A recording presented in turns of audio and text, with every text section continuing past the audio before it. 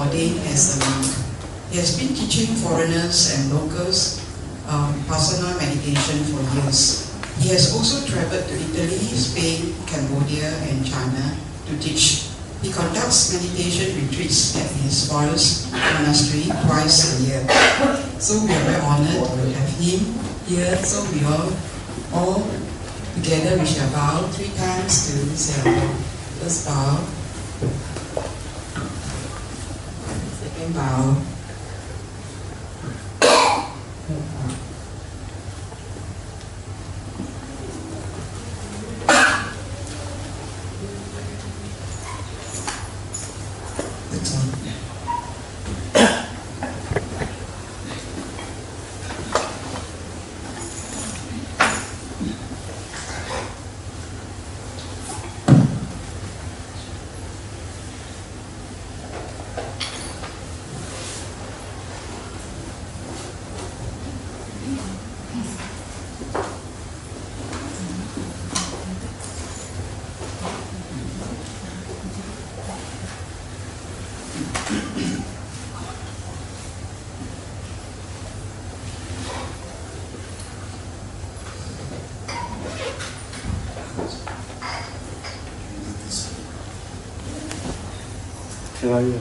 You can like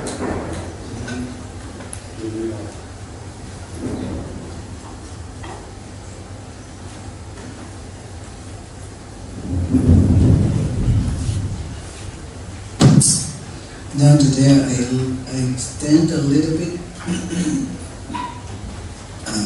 of the topic of the purpose of mindfulness-based Vipassana meditation, and it's called is Dhamma Lecture. So why some people, how many people from Buddhist fellowship here? How many people come try here? They are new? Yes. All of them are new? Oh, they're teachers from Buddhist fellowship. I also go to Buddhist fellowship. Okay. Have you listened to Monday? First time. Okay. Because I teach mindfulness-based Vipassana meditation. Why? If you learn Vipassana meditation already, Vipassana meditation must be completely based on mindfulness. Vipassana Scientific.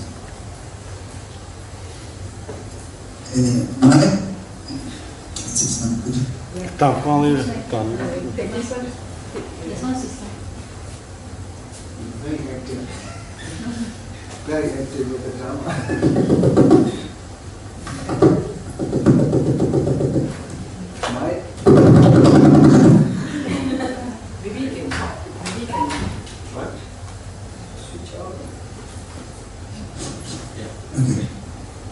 Mindfulness alone is called samatha meditation. There are 2 kinds of meditation according to the Buddha. The Theravada, maybe in Mahayana, Tibet, they have this. Here I explained. Can you read it? Yep. Samatha and Vipassana. Mindfulness alone is samatha. When mindfulness works with Vipassana, the Vipassana meditation, it becomes truly Vipassana. Many people are confused, particularly in the West, maybe in the East too. They are not clear between the mindfulness and Vipassana. Many people know mindfulness, but they don't know Vipassana. Particularly in the West.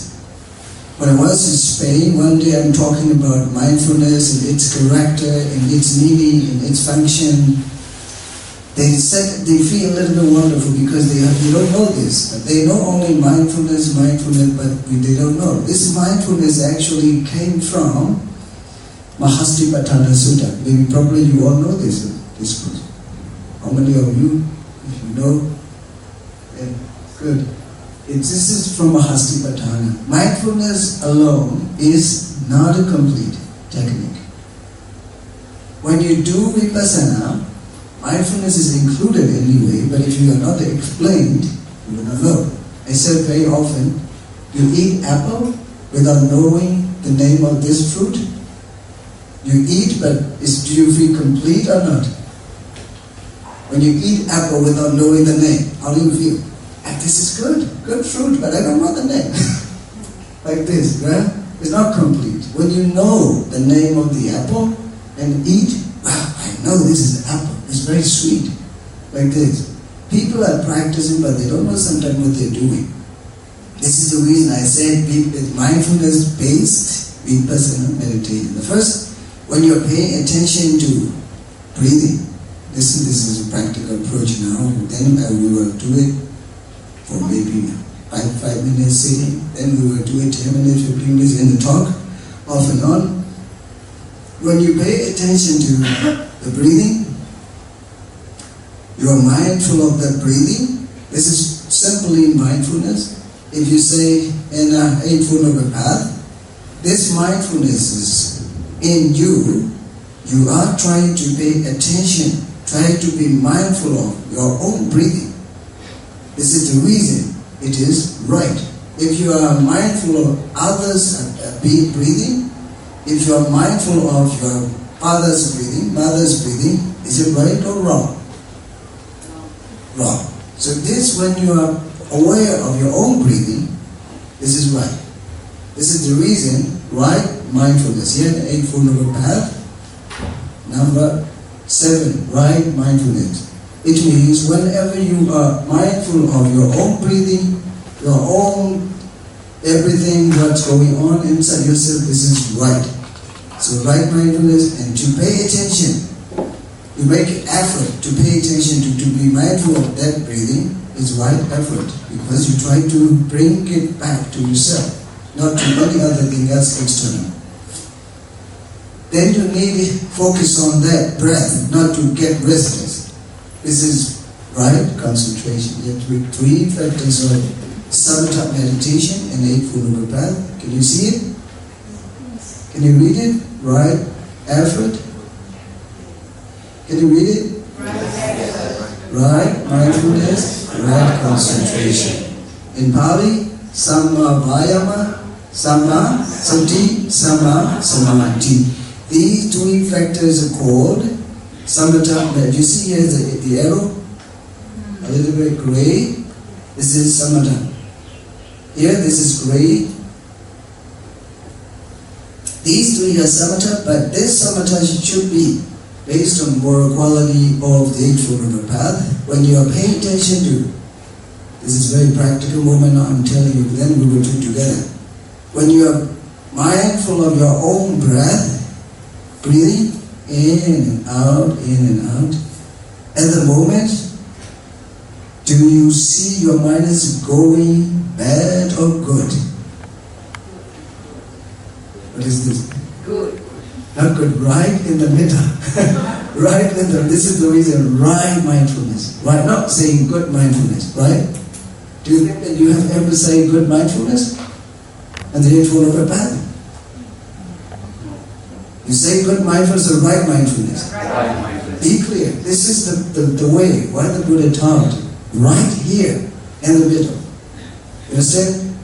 Look, when you are paying attention, mindful of your own breathing, please listen. And if you are not clear, please ask me again. I just want to give you a really true message before I go back to my country. This is the way that I come here. I really want to come here. I came here with a great love to transfer this knowledge to you, to handle and put into practice and apply in everyday life. Because many people are thinking that meditation is like me when I was young. When I hear that meditation, this is not for me. My father or my brother, they should go. It's not for me. But actually it is in me. Right? But I haven't known this.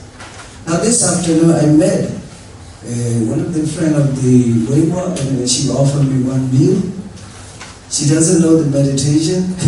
I try to explain the way that I experienced when I was young. Then I try to explain, she realized now this is only in, not out. Nothing to do with my father, my brother, but this is with us, all of life, right? Can you argue with this? Can you argue? Every argument we will be wrong. Because this is right already. So when you are paying attention, mindful of your own breathing, see, your mind is going bad or going good or right here in the middle. This is why right mindfulness. You get it? Yes. See, you can see clearly when you are mindful of your own breathing.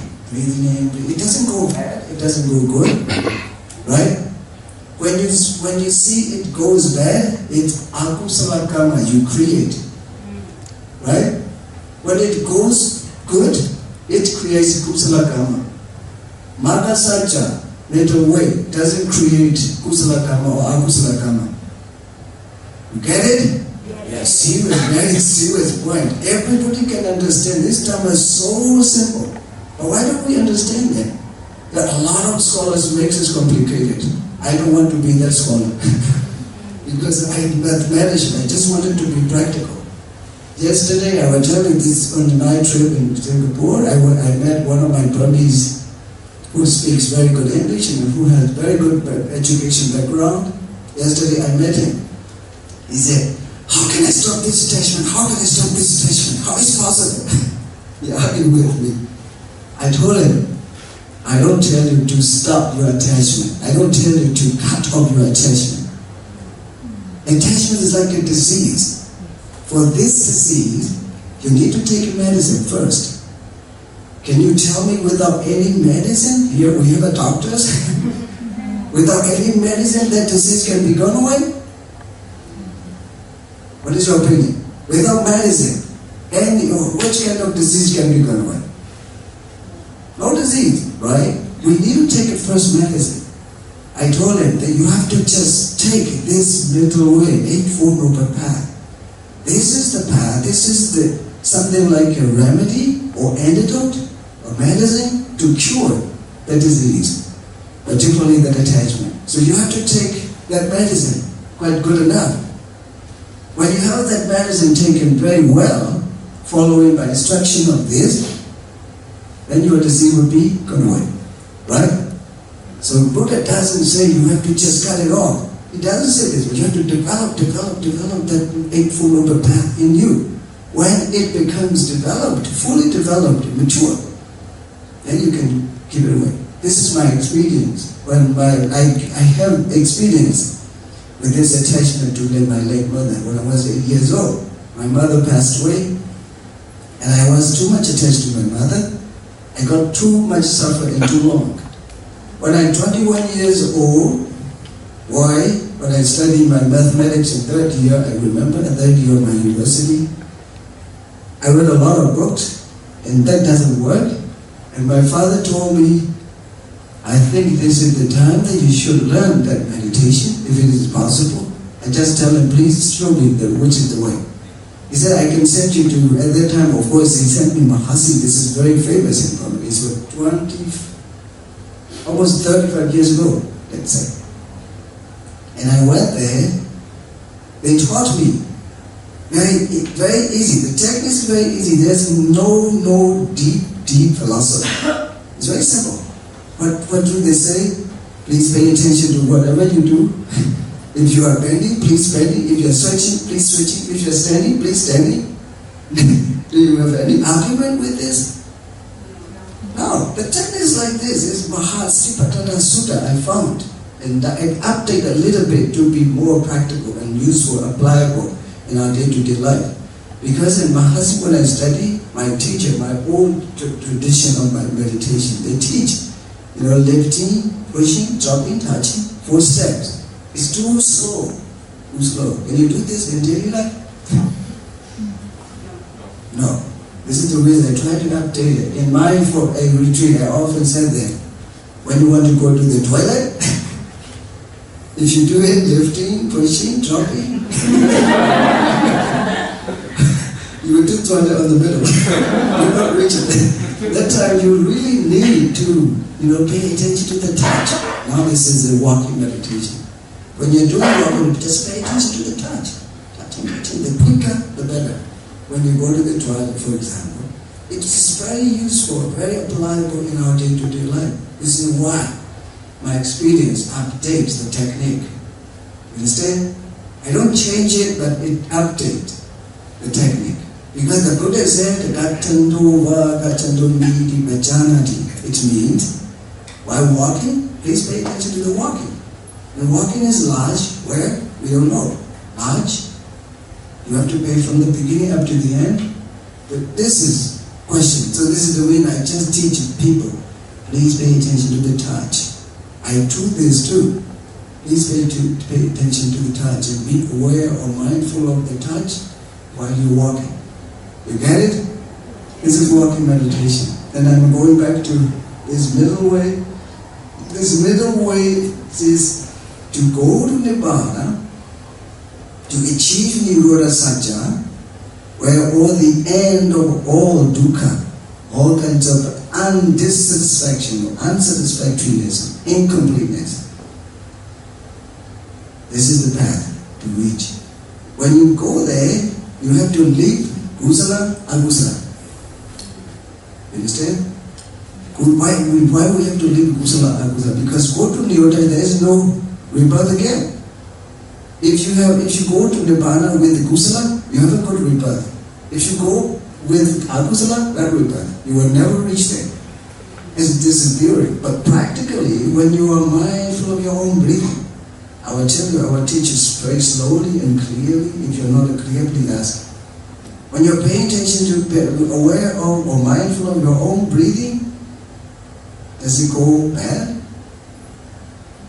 No. Does it go good? Where? It's right in the middle. Right? So this is called right mindfulness. And also the effort you are trying to make yourself be aware of, this is right effort. It doesn't go good or bad. It's just right in the middle, right in the middle, right in the moment. If I have to say, right in the moment. Not the other breath, not the other yesterday breath, tomorrow breath. Right breath here, right now, and right here. This is called right mindfulness. You get it? Yes. It goes to Nirodha Satya. You find the way, you see it, we will go practically. When you do this, when you are mindful of that breath, did you see in that mindfulness, right mindfulness, there is anger? No. There is greed? There is ignorance?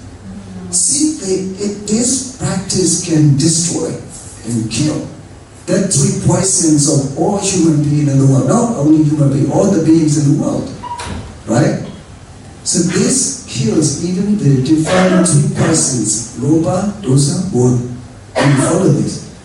It goes really fit with the Buddha's teaching, the middle way. To go to the Nibbana, I think you understand how to go to the how to achieve that Nirodha Satya.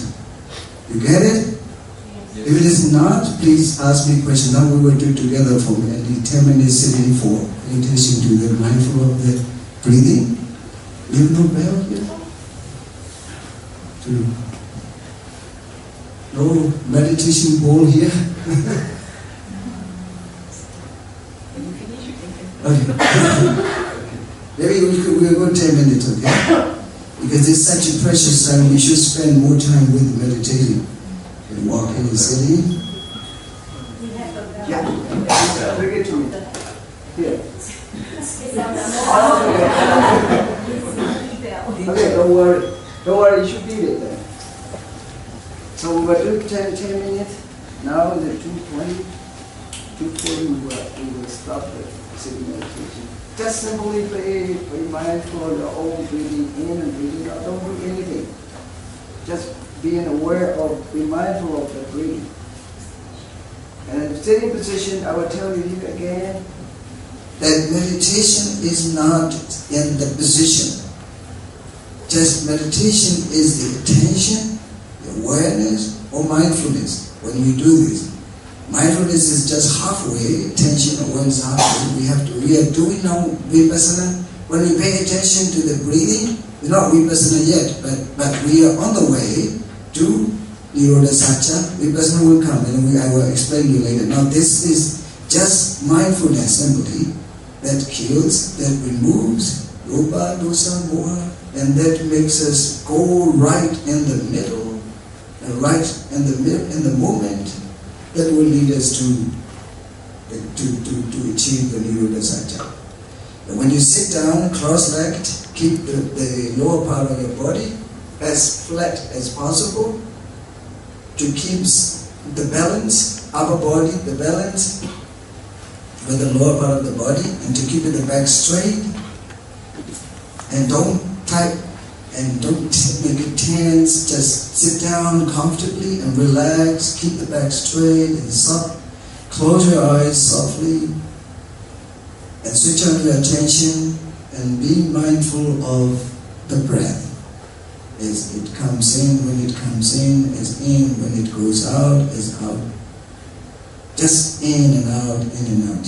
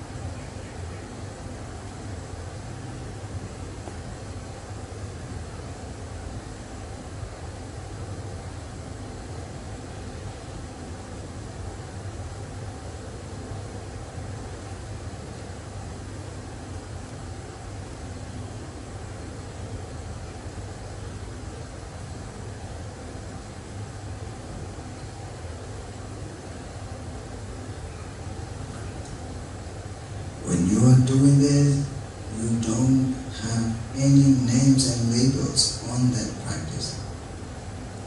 It doesn't belong to any tradition. It is not connected with any religion. Of course, the technique is taught by the Buddha. This is the most important part of this teaching. We are not connected with any tradition, any culture, any names of religion. Just breath and awareness, mindfulness, just breath and mindfulness, just breath and mindfulness. No names and labels on it. Many people are confused with the names and labels. This is my tradition, this is your tradition, this is Tibetan, Tibet's Mahayana, this is Theravada. Then everybody is confused with all the names and labels. The technique itself is very simple. And it brings really great benefits these days. The benefits is scientifically proven. It's how beneficial. When you're doing this, there's nothing to do with any names and labels, even nothing to do with the Buddhists. Because just whoever has that breath and whoever is alive, everybody can do this.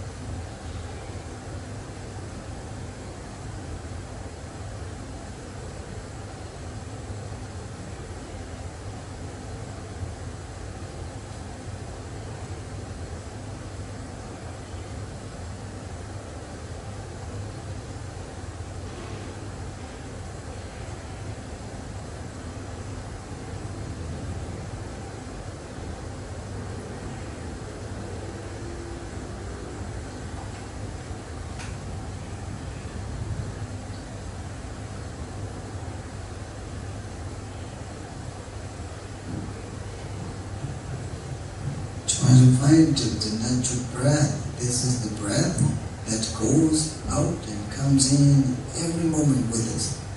We have to find it anywhere. Some people say it's hard to find it.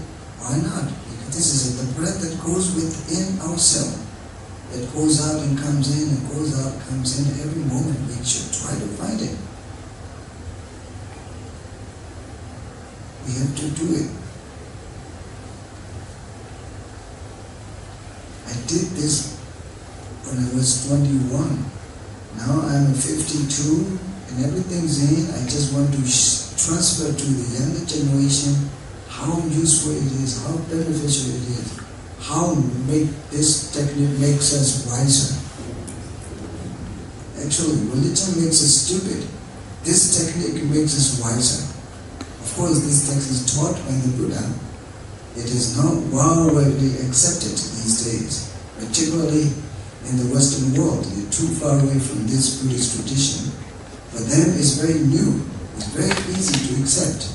In our Eastern world, many of the Buddhist schools make people confused. This is my tradition, this is Tibetan, this is Mahayana, this is Theravada. If you take those kind of other names, you will be confused again. But simply, it is our breath and our awareness, our mindfulness, is our breath, our mindfulness, our awareness, simply physical and mental phenomena, simply Nama Rupa.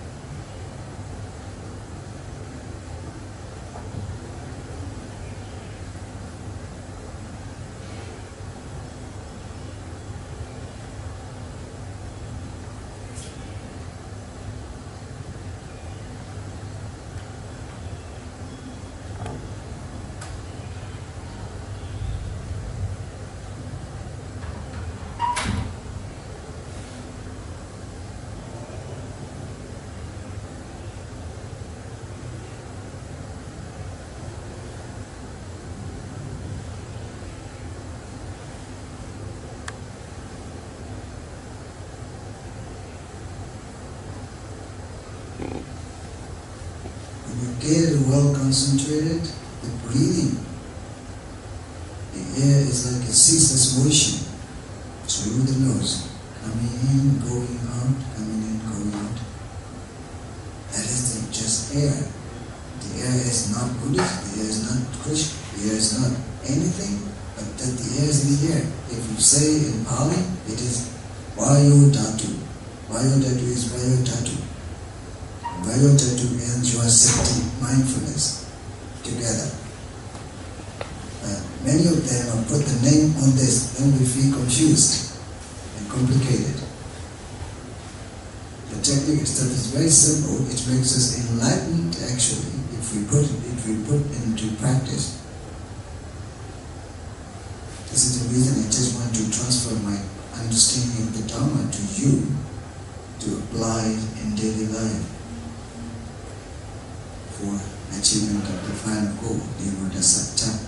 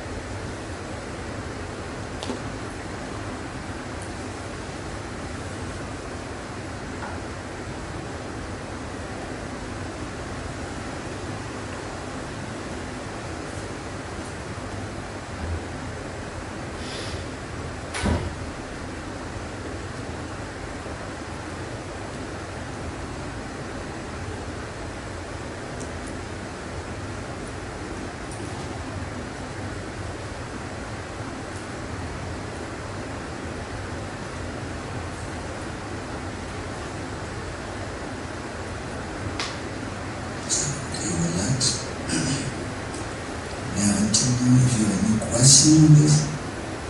Please. Any question that you want to clear?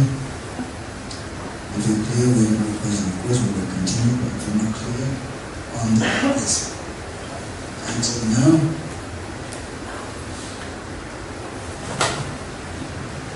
no question? Are you all clear?